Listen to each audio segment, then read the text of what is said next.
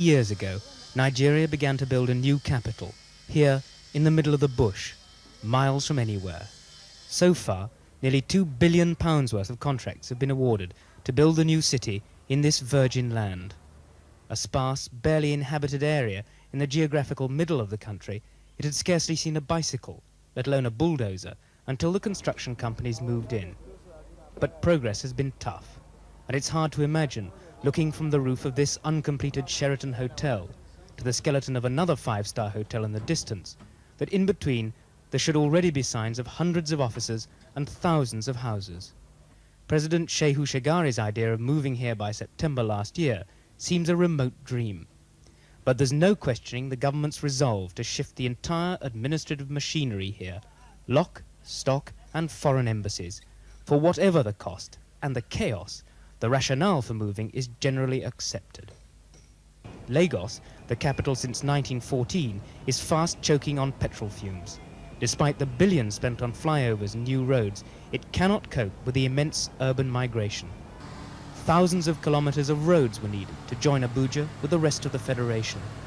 Thousands of houses and flats are necessary for the civil servants from the 15 ministries which will all move their headquarters to Abuja. But Nigeria wanted more than a functional capital. It wanted a spectacular capital. This will be the presidential palace. Complete with underground bunker, it will cost anything up to £150 million by the time it's completed. Getting paid has become a real problem. The contractor's going ahead, we are getting paid, but we're not getting paid as much as we should get paid.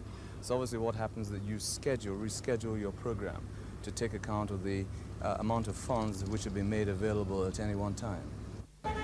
The same applies to the small man. This man has been waiting 5 months for any money, and he makes 3 or 4 trips a month from Lagos to try and get his cash. The government is doing its best to rein in the costs without destroying the idea. For instance, this ambitious model for the National Assembly, designed by Japanese architects, was costed at nearly £500 million. It's now undergoing a radical rethink. But it's as the work slows down that the full extent of early mismanagement is becoming clear. Shoddy workmanship, overpriced contracts, and lack of coordination have all hit Abuja. It's hard to believe, looking at the state of Abuja today, that the bush behind me will one day become a bustling new capital city with a population of more than 1 million people.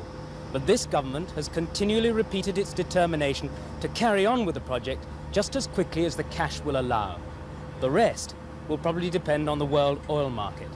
This is Mark Webster, ITN, in Abuja, Nigeria.